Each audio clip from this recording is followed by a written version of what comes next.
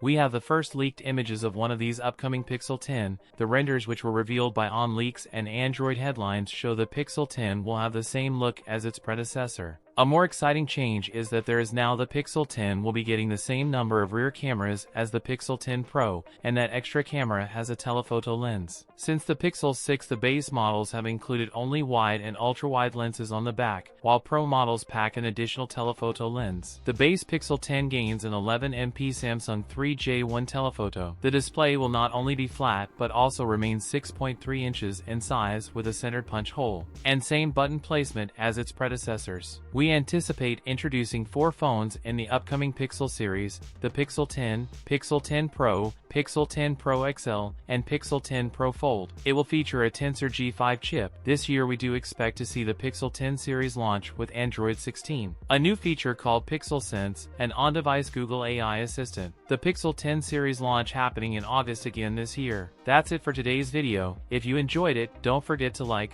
comment, and subscribe for more content. Thanks for watching, and I'll see you in the next one.